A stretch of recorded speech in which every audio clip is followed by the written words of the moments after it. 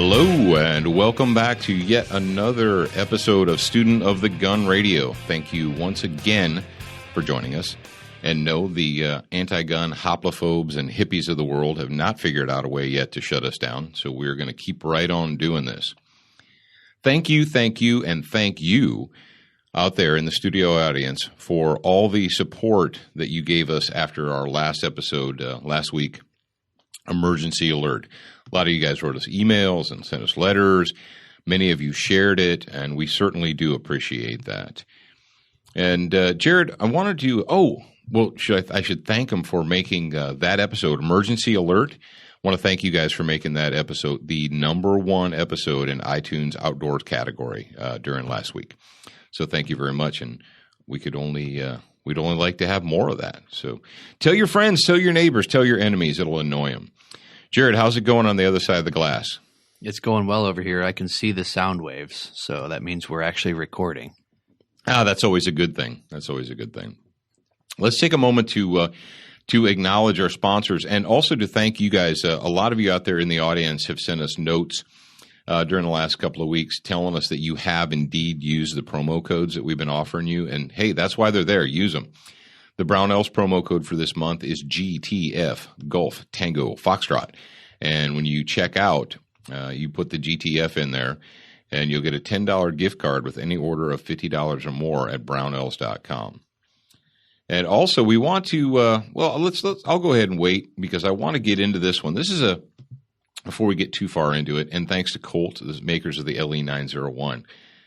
This story is a story that we reported on during a previous episode of Student of the Gun Radio. We talked about some of the vagination going on up there in Missouri, and how that you've got this namby-pamby Democrat girly man as your governor up there, and how his anti-gun agenda was more important than the safety of the children of the state of Missouri.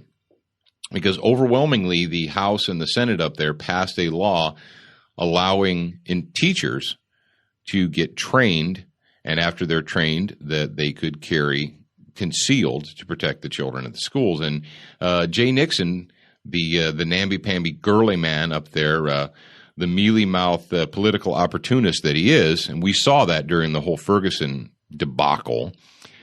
He couldn't keep control of his own state because he was too worried about counting the votes.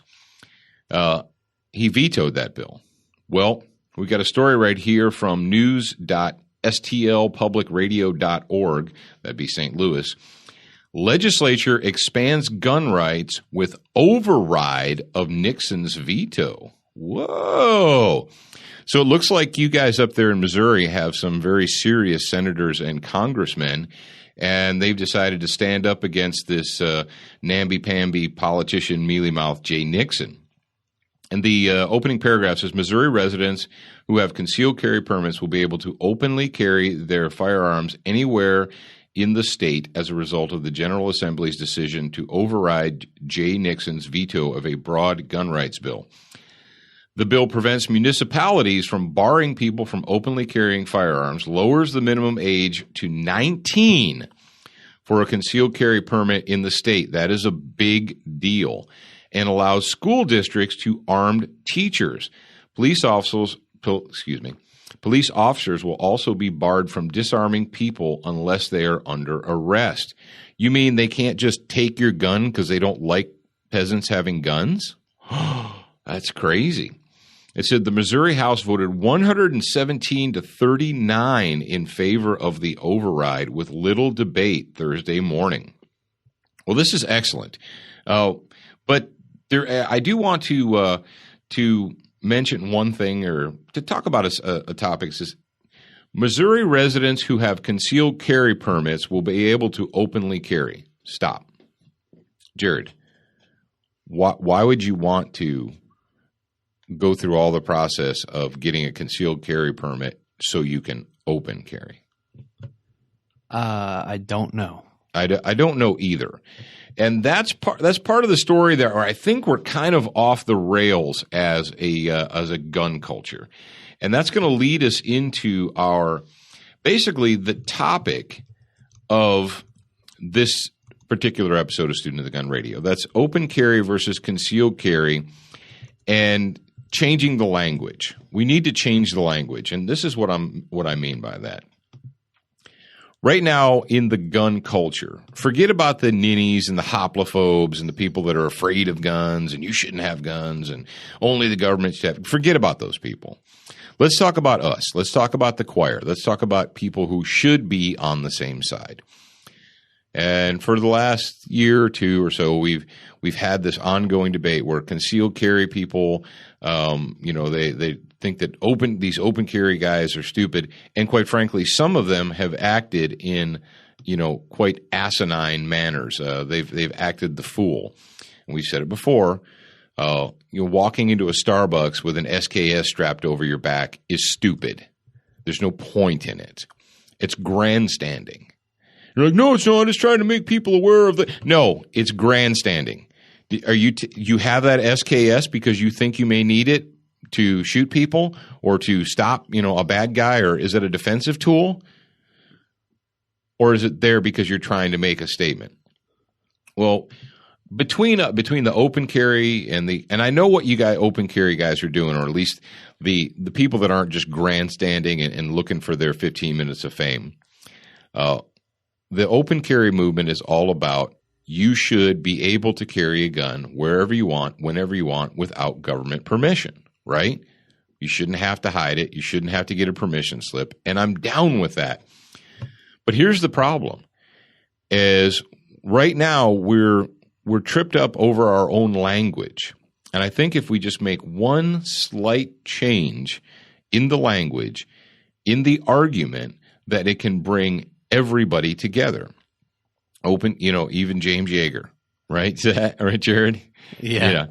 If you just change it from, open carry Texas and open carry Kansas and, the Georgia Open Carry Society and all that, stop worrying about whether it's open or closed or concealed or visible or whatever.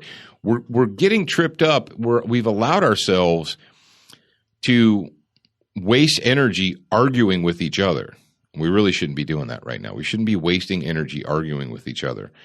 And I think the verbiage needs to simply be constitutional carry.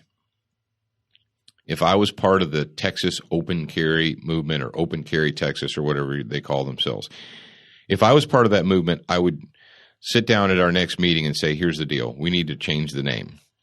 We need to change it to Texas Constitutional Carry, or, Constitutional Carry Georgia, or whatever, CC Georgia, Constitutional Carry, because why? Because that really is the heart of the matter. It's not so much whether or not somebody can see your gun or not see your gun. It's, do I have to get a permission slip to carry my gun? And that's part of what the open carry movement is about. And I understand that is if it's not concealed, then you don't have to get the permission slip. And I'm with you. Believe me, I am 100% down with you. And I think we've made fantastic inroads over the last 20 to 25 years as far as getting concealed carry passed. Every state in the union now has some provision. Now, the fact is that there's still a lot of discretionary issue states. And, discretionary issue is bullcrap. It's on the books, but we're never really going to give you one unless you're best buddies with the sheriff or, the chief of police is your brother-in-law. That's the only way you're going to get one. But in shall issue states, as long as you comply with the letter of the law, they have to give it to you. All right. And that's a good thing. But let's talk about constitutional carry and what that really means. Well, there are several states, and our source for this is gunlaws.com. We're going to go to gunlaws.com right now. And we put in the words constitutional carry. And essentially, when it comes down to it, you have Vermont. I know some of you guys up there in Vermont are kind of crazy, but it says Vermont has had constitutional carry since the nation's founding in 1791. They never enacted any law banning the right to discreetly carry or bear arms. So good on you, Vermont. Montana enacted constitutional carry in 1991 for all areas outside of city limits, which in Montana is 99.4% of the state, according to the statistic. And it says they're working on the rest. All right. Alaska enacted constitutional carry in 2003. It says right here, it says Texas has constitutional carry light, as known as the Motorist Protection Act, which means that people can carry in their vehicles without a permit, their homes, land, or businesses. Now, basically, that's castle doctrine right there. It's not constitutional carry. And we have that in Mississippi, and they don't list Mississippi here, Jared, which is strange. But the Motorist Protection Act, freeing people to carry in their vehicles, to and from their vehicles, in their homes, on their land, and in their businesses without a permission slip.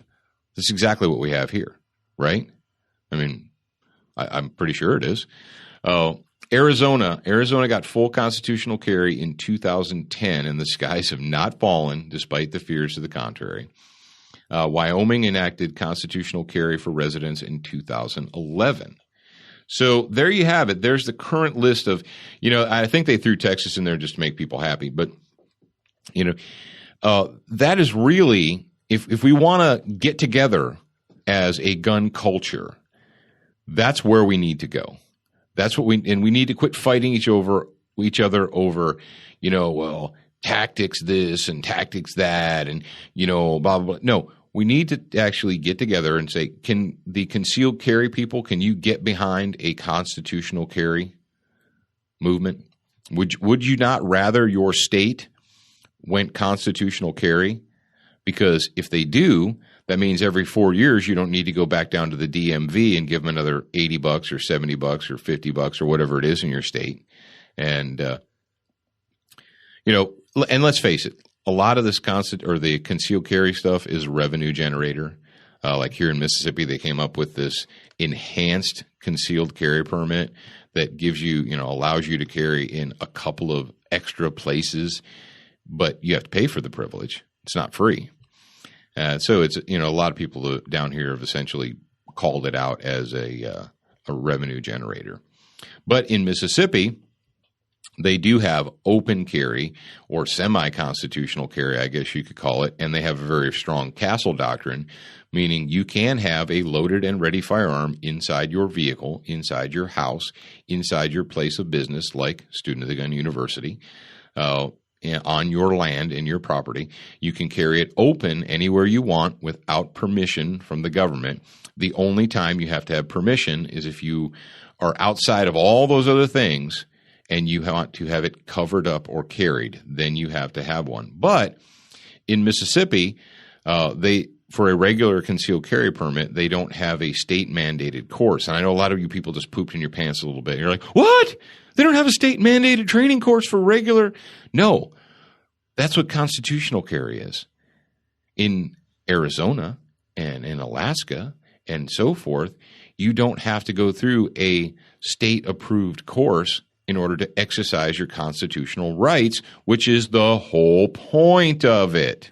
So I guess the main point of this episode of Student of the Gun Radio right now is if we really want to make inroads, if we really want to do something where we're working together, not arguing with each other, I think we need to change all this open carry this and open carry that to constitutional carry. Instead of, say, well, we're fighting to get the legislature to pass an open carry bill. No. Stop doing that. Quit worrying about that little minutia and change it. Get them to tell them, look, it says in the state, I don't know what your state constitution says, but in your state, most state constitutions are based upon the Second Amendment of the United States, or at least their Bill of Rights or whatever, what you call it. And that's the end game. That is the goal. That should be the goal for every free state in America is constitutional carry. I don't have to say, Mother, may I? I don't need to get a permission slip. I don't have to have a freaking FOID card to buy ammo. All right? I don't have to register my guns with the state. Constitutional carry. All right, Jared, you want to move on? Yeah, let's move on. All right, we're moving on. Moving on. All right, let's talk about SWAT Fuel. SWAT Fuel has a special promo code for you. That's right, you guys, the student of the gun. And it's SOTG2014. So when you check out, you go to SWATfuel.com. It's real simple. And you just, in the checkout area, write SOTG2014, click apply, and it'll give you 20% off your total purchase. That is righteous. And just this week, Jared, at least 2, I think 3 people have sent us either Facebook messages or emails at the info@studentofthegun telling us that they've started using it. And, you know, what I'll tell you guys, though, there's no magic pill. If you want to get in shape, you know, look at yourself. Everybody, you know, hey, you may already be like rock on hard shape and you're like, I don't need it. Okay, cool. I got you. But if you can look at yourself in the mirror honestly and say, yeah, I need to get my butt back in the gym. Yeah, I need to put down the French fries. You know, you need to apply some effort yourself. Or is that not correct, Jared? Or can they just take a pill and fat will melt off of them? No, you can't just take a pill and fat will melt off. You actually have to take the pill and then you have to do something. But what SWAT Fuel does is when you take the pill, it makes you want to do something. Yeah, I've been using the 40 cal multivitamins and I take those every morning. And then if I've worked out, I take them after I've worked out too to help my body recover. Because when you get older, as your body ages, it doesn't heal quite so fast, ladies and gentlemen and dudes. It's a sad fact. Jared, what did your judo coach tell you many, many moons ago about men? And the difference between them? Yeah, the difference between a 40-year-old man and a 20-year-old man? Yeah. Testosterone. Exactly. You know, as we age, it's part of the natural aging process that you don't produce as much testosterone. Hence, your muscles don't heal and grow as fast as they did when you were 18, 19, 20 years old. So sometimes you need a little bit of a boost. And that's what SWAT Fuel is all about. And don't forget, if you have a gym, a school, a ludus, a dojo, whatever you call it, and you've got your own little pro shop there, get on the phone with SWAT Fuel, call them up, send them an email and say, hey, I'm interested in becoming a distributor, because they do have special distributor prices for you. So check that out. What else? And if you guys are serious about it, a lot of you guys who send us in messages, you know, either Facebook or info@studentofthegun or what have you, and you're like, hey, dude, I'm doing it. I'm using the SWAT Fuel. I'm working out. Eating less French fries and less Coke, drinking less Coke. That's great. Get a picture. Take a picture, have someone take a picture of you doing whatever it is you do, you know, weighing in or working out or whatever, and tag it, hashtag SWAT Fuel. Put it up on social media. Let us know. Tag us in it. Share it. We've got the SWAT Fuel Challenge going on all the entire fall. Well, it's fall now. Is it technically fall now, Jared? I guess it's still technically summer, but we're getting into the fall. So be part of the SWAT Fuel Challenge. I guess that's the name of the game. All right, Junior, you want to get into the Excess Sites Good Guy of the Week? Yeah, let's go ahead and get into that. All right. You tell them what they need to do. Our good guy this week is Single Action, and they posted in the forum. I need you to email me. It's Jared, Jarrad, @studentofthegun.com. Email me your address, your shirt size, and your phone number. And Single Action says, in regards to the Kroger fam mob that occurred in Memphis, Tennessee on 9/6, this was brought to my attention via SOTG, and I'm 100% fed up. The headline alone is what really got my attention. This is why you carry at the grocery store, which was the headline. The question I have to ask is, in this situation, what is the right response? My gut and training tells me, don't pull your pistol. All right. I guess the question is, what is the right response to what? Obviously, you know that if a bad guy threatens you with a gun, that you can use your gun to stop said bad guy. If a bad guy threatens you with a knife or a lead pipe or a baseball bat or what have you, that constitutes a threat of deadly force.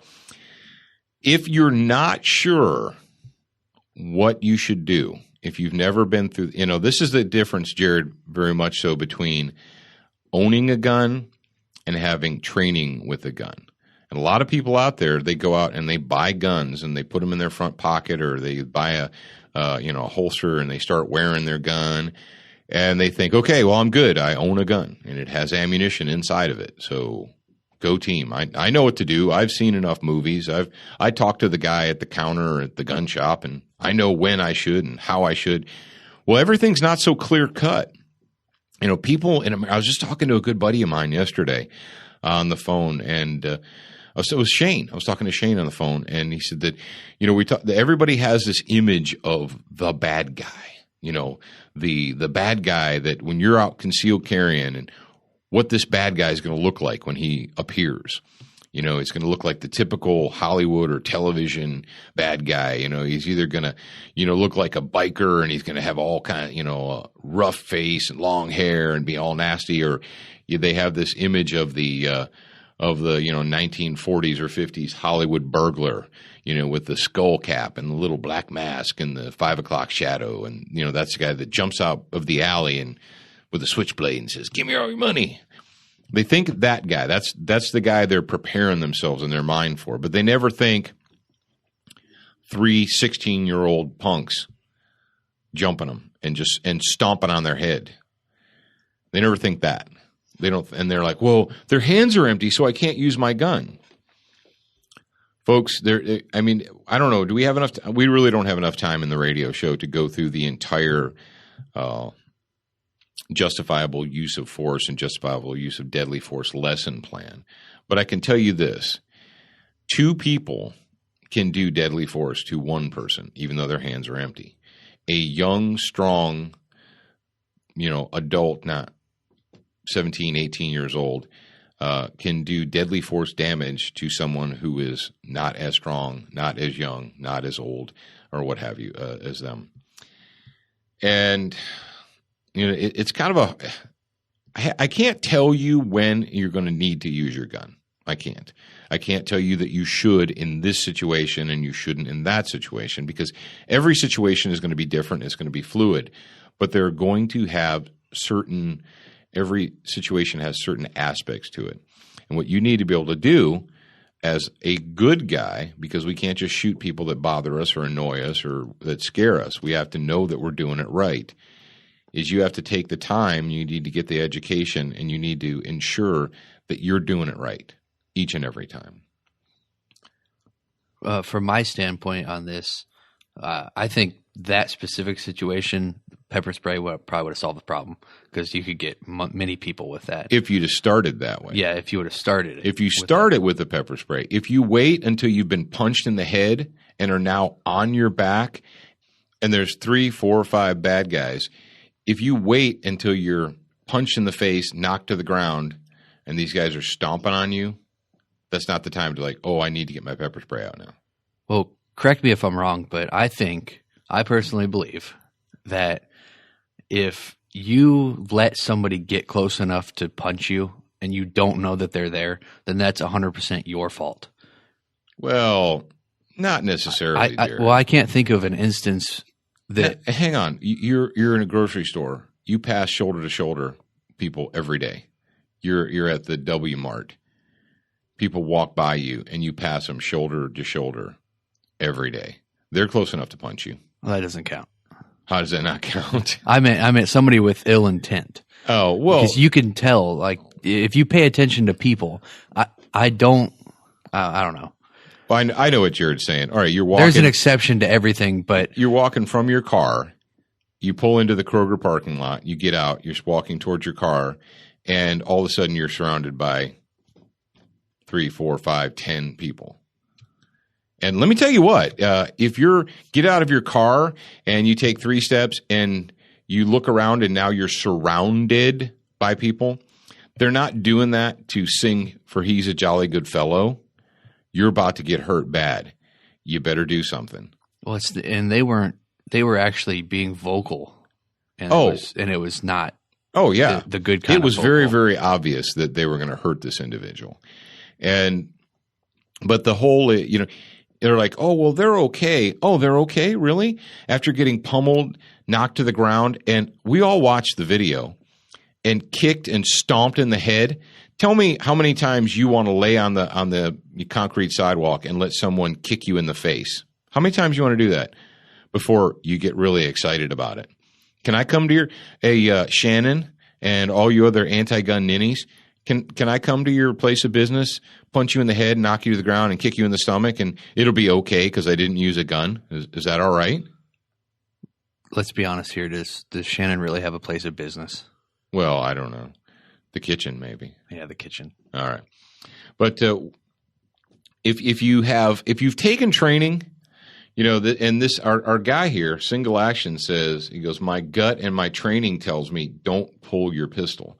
Well, if you've taken training, if you've taken use of force training, deadly force training, and you don't believe that situation would warrant a firearm use, well, then rock on, dude.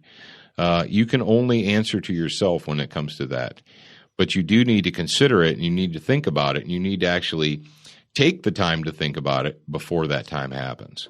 That brings me to a question that I want to ask you guys. Dad and I are going to do a Force Options online training. And I just wanted to know what your guys' thoughts are on that. Go to the forum, let us know. Shoot us some emails. Just post it on our Facebook. You mean like for or against? Or what they want included in that? No, for or against and what they want included. But okay. We've pretty much already we know the Force Options. I mean, you don't want people to come and to get on the forum and say, no, don't do it. Don't do it. You shouldn't do that. No, they should go to the forum and say, do it. No, this very well, basically, I mean, the question that I want is, do you guys want online training that includes a ticket to an actual class that you can come here and take, or do you just want the online training? There you go. We're putting together all-inclusive training courses where you'll do a home study and residency training as well. That's what we're getting at. And but in the meantime, when it comes to deadly force and when it is lawful to use deadly force, that is something that we discuss very heavily and in detail, that we break down during the Armed Living, Concealed Carry in an Uncertain World DVD. Now, Jared, tell them how they can access that. There's 2 ways they can access that material. You can go to studentofthegunradio.com and you can click on the little link that says get your 3rd hour here, and then it takes you to the DVD as well. Or you could just go to Gumroad, GUMROAD.com/student of the gun, and it's got the radio and the DVD on there for you. And what do they want a physical DVD? They want to put it in an actual machine and play it. If you want to, do people still do that? I'm pretty sure there are people that still do that. Okay, go to studentofthegungear.com, or you can go to studentofthegun.com and click on the official gear tab, and that'll take you to the store. So you can either direct stream it, or you can buy the actual physical DVD. So you're welcome. All right, we're looking at on time here, Jack. We got enough time to get into the DC cop story? Yeah, we're just coming up on 30 minutes. Okay. This one is one of those I don't know if it's a "see, I told you so" moment, or a "no kidding" moment, or a "that's what we've been talking about all this time" moment. But the story, and this came to us from myfox.dc, and Emily Miller. A lot of you guys who are gun people, you know the name Emily Miller because she's the one who wrote the book. Emily Gets Her Gun. It was Emily Gets Her Gun, right? And she is a DC correspondent, and she actually had to go through all this rigmarole to legally purchase a firearm in Washington, D.C., and she wrote a whole book about what it took to do that, which is just crazy. Can you imagine that, living in free America and writing a book about what it took to legally purchase a firearm? Well, I woke up, I brewed coffee, I drank that coffee, I got into my car, I drove to the gun store, I picked out the gun, I paid for it, and I went home. That'd be a pretty boring book. Thus ends my story. Oh, I'm sorry. I showed my ID, and I filled out the obligatory Form 4473, which is not to be used to track gun ownership. Except for New York. Except for when they want to. But no, here we go. From Emily Miller, and this was actually a Fox News report, and it was also a Fox News story. Washington. People often think of police negatively, traffic stops, arrests, but officers in D.C. are on the front lines every day and often doing so much good for the community. in this story, you'll see here at Fox 5, 3 D.C. police officers went beyond the call of duty to save a woman's life. Well, here's what they did. Officers got called to a domestic violence in progress. They get there, and there's a woman laying in the street in a big puddle of blood. And they're like, oh, this is not good. And what I want you to do is I want you guys to listen to what one of the officers says about what he needed, what he was looking for when they realized that this lady was laying there in a puddle of blood. She was stabbed probably, 15 times, I think it was.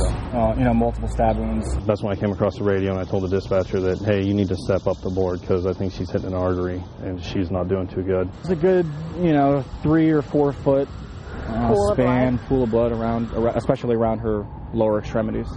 So she was bleeding out. She was bleeding out. My partner, Officer Devlin, he's like, we got to get a tourniquet on her, and he cut her shirt off and wrapped it around her leg. I looked for like a stick or something that we could tighten it down to put some pressure on it. So what do we get from this? Well, we got a victim of a stabbing, laying there, pool of blood. Officers come up. You can't shoot the wound closed. What do? He said, I get on the radio and I tell them that they better step it up or they better hurry up because we're losing her. Well, yeah, we are. And he says, looks like they nicked an artery or something. So the Officer A takes her shirt off. Officer B says, what does he say, Jared?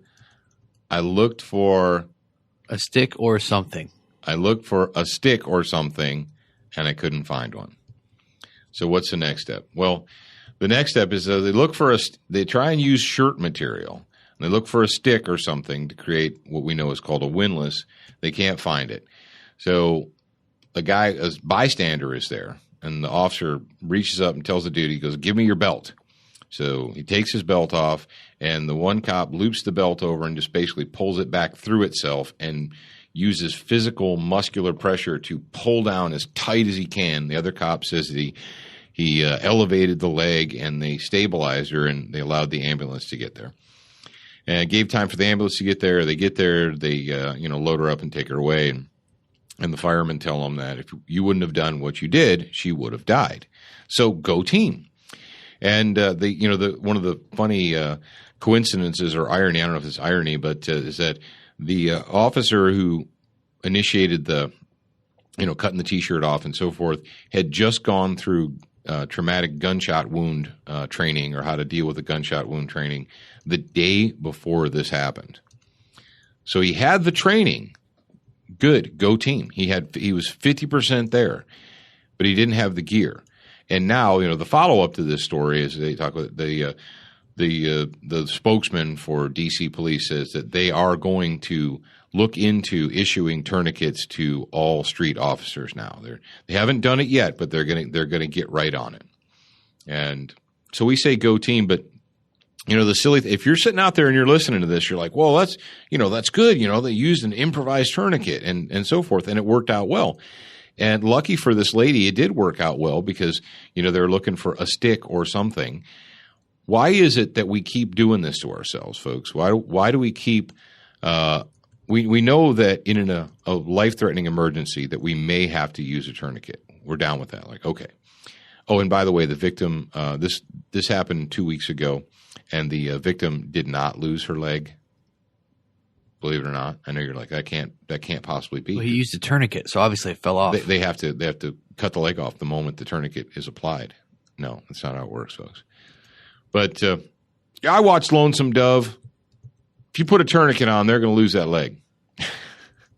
All right, but seriously, why is it that we run around and we have this we can improvise medical gear, and that's okay, and that's good, and these guys are heroes, and everyone's calling them heroes.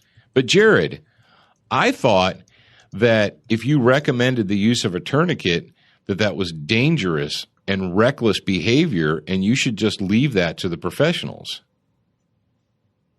Well, what about the carrying a gun? Isn't that the same thing? What did our dude say that emailed us? He said, we carry a gun because we can't carry a police officer with us. Well, guess what? We can't carry a medic either. Yeah. Well, it's funny that all these armchair quarterbacks that'll tell you, oh, you should never even last resort, and after all their means have failed, and yada yada yada, and if you do after they've already bled to irreversible shock, decide to put a tourniquet on, then it needs to be an improvised tourniquet made out of a belt or a T-shirt and a screwdriver. But a ready-made tourniquet is just a recipe for a lawsuit. I mean, you're just going to get sued if anyone catches you with a cat tourniquet in your pocket, But these guys did it, and they're lauded as heroes. But all the armchair quarterback people are like, whoa, you should never do that, and you should just wait for the ambulance to arrive. What if it's your wife?